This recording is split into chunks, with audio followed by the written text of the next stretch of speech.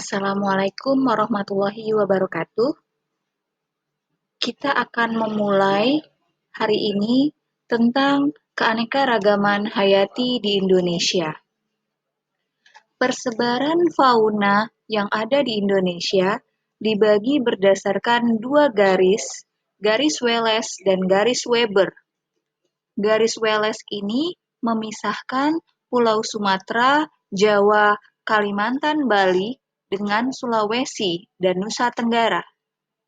Sementara garis Weber adalah garis yang memisahkan antara Sulawesi dengan Papua. Kalau di Sumatera, Jawa, Kalimantan, Bali termasuk ke dalam fauna oriental, Sulawesi itu fauna peralihan, dan Papua masuk ke dalam fauna Australis. Kita lihat hewan-hewannya.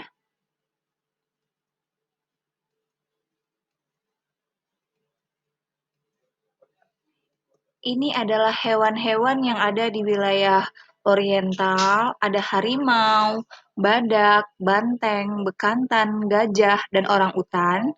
Sementara di wilayah peralihan ada tarsius, anoa, komodo, maleo.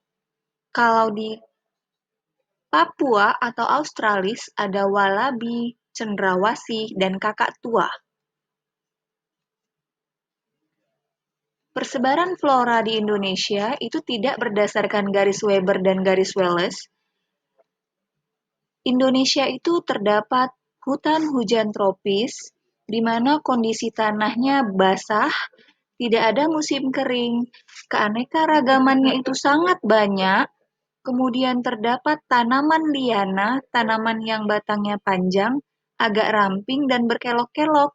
Contohnya tanaman yang merambat. Hutan hujan tropis kita itu sangat luas di Indonesia.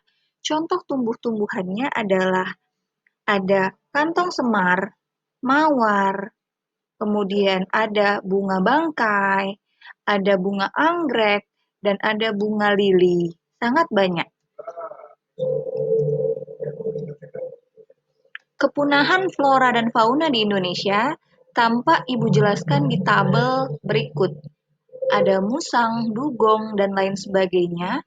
Status keadaannya langka, rentan, gawat. Sementara orangutan di Sumatera, Jawa, Kalimantan juga ada yang punah dan ada juga yang langka. Hal-hal yang menyebabkan penurunan keanekaragaman hayati itu apa saja? Dominannya itu adalah dirusak oleh orang yang tidak bertanggung jawab. Kemudian menggunakan jenis tumbuhan dan hewan secara berlebihan, ada terjadi pencemaran lingkungan, dan ada penambangan logam. Itu yang sering terjadi kepunahan flora dan fauna di Indonesia.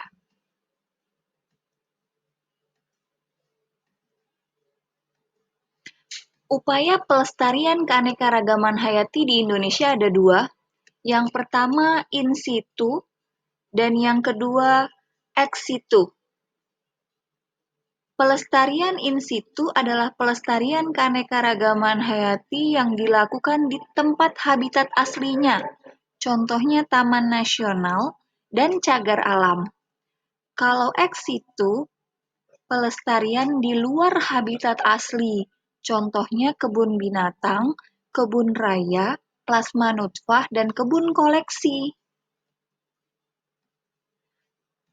Manfaat keanekaragaman hayati itu sangat banyak. Yang pertama ada sumber pangan, padi contohnya, sumber sandang contohnya kapas, sumber bahan bangunan contohnya jati, sumber pendapatan bisa dijual bahan tanamannya itu, lalu sumber plasma nutfah ini potensi yang ada di dalam setiap individu tanaman ataupun hewan, sumber keilmuan, sumber obat-obatan, dan sumber keindahan. Selesai untuk materi hari ini. Terima kasih telah mendengarkan Ibu. Mudah-mudahan kalian semua bisa mengerti. Assalamualaikum warahmatullahi wabarakatuh dan selamat